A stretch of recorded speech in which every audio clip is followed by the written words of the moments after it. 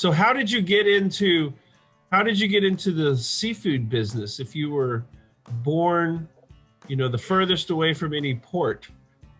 Yeah. That was by sheer chance, really, because I worked in the supermarket and I started working on the deli counter, like cold meats, things like that. And there was a fish counter in the corner of the supermarket. And I did my absolute best to not go anywhere near it or anything like that. But the manager, one night, he said, I need somebody to close the fish counter. And I'm like, really? You're asking me? And, okay. So I thought, I'll give it a try. Just once, I'll give it a try. And the first fish, I will never, ever forget, the first fish that I filleted was a whole salmon. Oh, wow. Of course.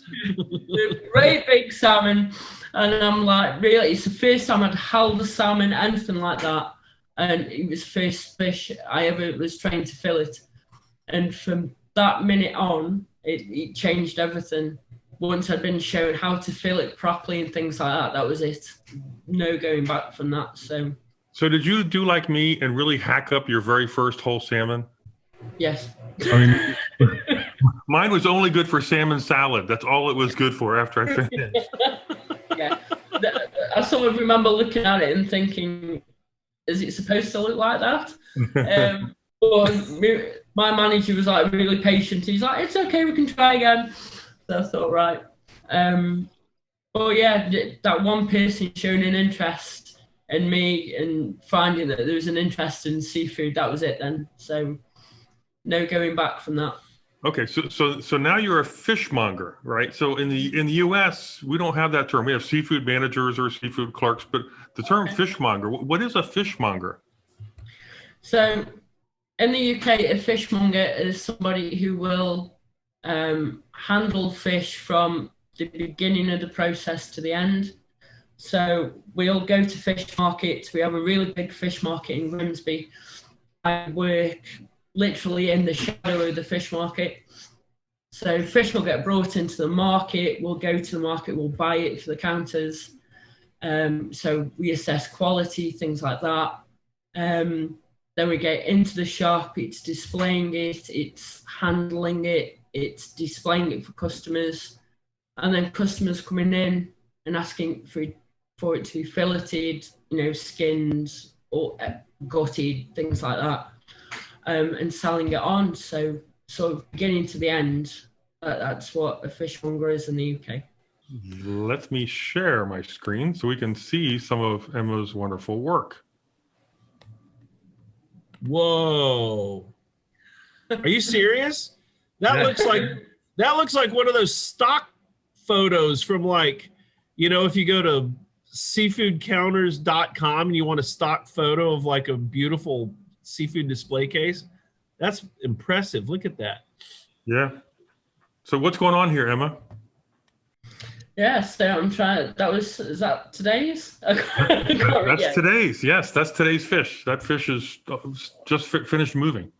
Yeah. So again, with the whole fish, the more interesting and ugly it looks, I think sometimes the better. So I've got Mongering sole on there, the two big ones next to the redfish. Mongering, yeah. So Dover sole. Right. Yeah, I've got Dover sole. I've got Cornish wild sea bass. That's only in season for a very, very short time. Which one is that? So I've got a couple of grey mullets. The Cornish sea bass is just the one just below the Dover sole. Oh, I see. Yep. That's one, yeah. Yep. So only so much is allocated to UK fish merchants in a very short window because of the sustainability of the wild sea bass. But the very small quota. Yeah. So that's exciting when that comes in. Well, that's cool. That was excellent. And then I'm going to show just a couple more. What do you think, Keith? Pretty amazing. Yeah, would you buy fish, from this fishmonger? Yeah. Hopefully I will someday. Wouldn't that be fun? So one of the things in teaching people how to set a seafood case is you want to place each fish, right? You know, you want to think about where you're placing each fish. It looks like that's what you're doing here. Yeah, I mean, with the training, you know, thankfully with all the training I've had, it's sort of, you want customers to come into the shop and just go, wow, that looks really nice. And then that gets them talking.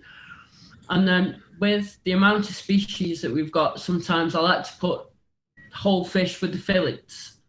So it's like, well, this is what the whole fish looks like. This is what the fillets look like. So on that one, I've got the sea bream, and I've got some sea bream fillets down in the corner.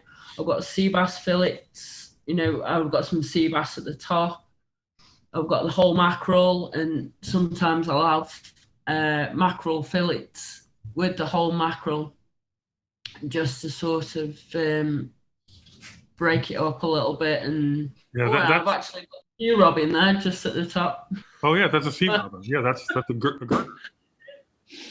So that's so beautiful that I wouldn't want to buy one to mess up your display. That's such a beautiful display. Yeah, I do get a little bit precious over it sometimes. I'm like, you can't have that one. That's you can't have that. No. I'll go and get you one out of the back. It's fine. But yeah. Well, I think our time is coming to a close. I really appreciate you coming on and chatting with us, sharing your expertise and your knowledge. It's been a real pleasure to get to know you and get to meet you. I love what you're doing for the industry. I love what you're doing for UK Seafood. Thank you very much. And thank you, Emma. That was a lot of fun. And hopefully I'll get to visit your shop one day. I'll make it over there. Absolutely, yeah. I'll sell you some fish. All right. Happy fish mongering.